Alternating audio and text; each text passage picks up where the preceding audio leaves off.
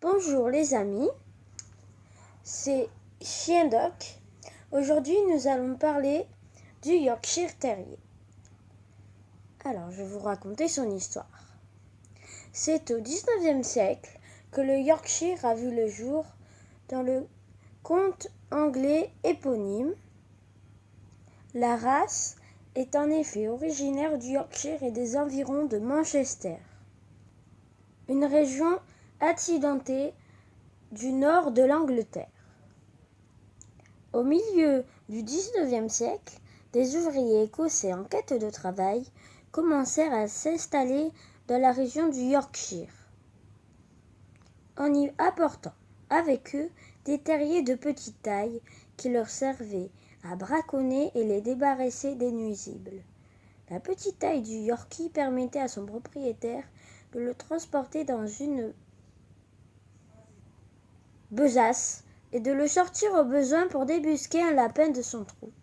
Le levage des Yorkies était principalement le fait des mineurs et des ouvriers employés dans les filatures de coton et de laine des comtés de Yorkshire et de Lancashire. La race a pour origine connu 3 individus, un mâle nommé Old Crab, une femelle nommée Kitty et une autre femelle dont le nom n'a pas été retenu par l'histoire. Des chiens de race. Les terriers, une version réduite du Skye Terrier, semble également avoir participé au premier croisement. Il était sélectionné à partir de terriers écossais et connu sous le nom de Yorkshire Terrier et du fait que la race avait réellement émergé et évolué dans cette région. Dans les premiers temps, n'importe quel chien de type terrier qui avait un poil long, avec une touche de bleu sur le corps et des reflets fauve ou argent sur la tête et les pattes pouvait concourir dans la catégorie Yorkshire Terrier.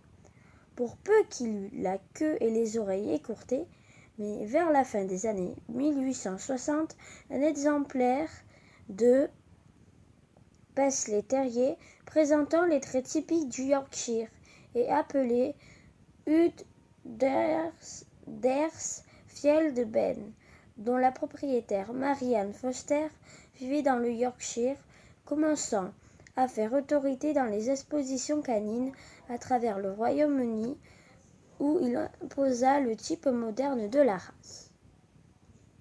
En dépit de sa taille minuscule, le Yorkshire Terrier a su garder un tempérament de terrier typique. C'est un petit chien très vif, affectueux et têtu qui apprécie beaucoup les sorties dans la nature.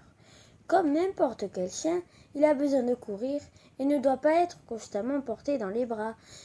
Il est resté un très bon tueur de souris et de rats, mais du fait de sa taille, ne peut guère attraper d'animaux plus gros, bien qu'il aime aller les affronter.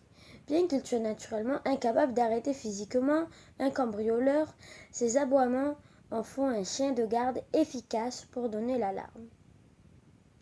Du fait de son fort caractère, le Yorkshire Terrier demande une éducation canine ferme.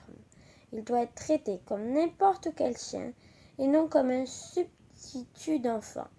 La plupart des morsures de ces petits chiens proviennent souvent d'une éducation inappropriée. Le Yorkshire Terrier d'intelligence vive peut être aisément laissé à prendre des tours ou à des sports canins comme l'agility. Le Yorkshire Terrier est un chien de petite taille à poil long qui est très gourmand, très compact. Il se tient très droit, le corps est compact, le dos droit, le rein soutenu, les côtes modérément cintrées, le poil pend droit et de façon égale de chaque côté. Partagé par une raie qui s'étend du nez à l'extrémité de la queue, sur le corps, le poil est de longueur modérée, parfaitement droit et non ondulé. Gras, la garniture en tête est longue, d'un fauve de couleur plus soutenu sur les côtes de la tête, à la base des oreilles et sur le museau où le poil est très long. La robe est de couleur bleu assez foncé. s'étendant de l'occiput à la naissance de la queue. Sur le poitrail, le poil est d'un fauve intense et brillant. Tous les poils fauves sont plus foncés à la racine qu'au milieu, qu'ils deviennent encore plus clairs à l'extrémité. Le Yorkshire Terrier est un chien de compagnie petit. Le crâne est plutôt petit et plat. N'étant ni proéminent ni rond, le museau n'est pas long.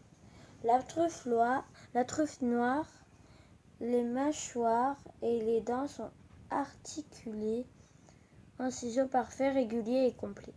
C'est-à-dire que les incisives supérieures recouvrent les inférieures dans un contact étroit et sont implantées bien d'équerre par rapport aux mâchoires.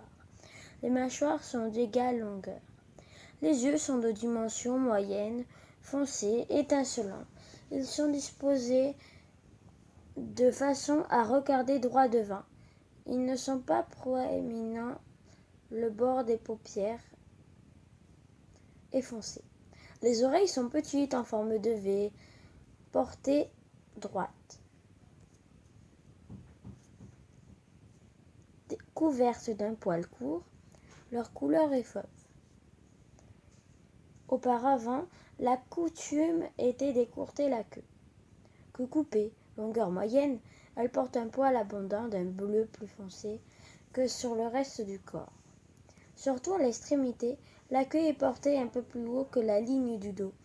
Queue non coupée, poil abondant, d'un bleu plus foncé que sur le reste du corps, surtout à l'extrémité. La queue est portée un peu plus haut que la ligne du dos, aussi droite que possible. Les membres antérieurs sont droits, couverts d'un poil fauve, doré intense, qui est un petit peu plus clair à l'extrémité qu'à la racine, qui ne s'étend plus haut que la coude sur les antérieurs. Les épaules sont bien obliques. Les membres postérieurs sont droits. Quand ils sont vus de derrière, le gracé est modérément angulé. Ils sont bien couverts d'un poil fauve, doré, intense, qui est quelque temps plus clair à l'extrémité qu'à la racine et qui ne s'étend pas plus haut que le gracé. Sur les postérieurs, les pieds sont ronds avec des ongles noirs. Les allures sont dégagées avec une bonne impulsion antérieure et postérieure. Se porte droit devant. En action, la ligne du dessus reste bien droite. Et voilà, merci de l'avoir regardé. Si ça vous a plu, likez et abonnez-vous. Si vous voulez commenter ma vidéo, vous pouvez commenter. Allez, ciao!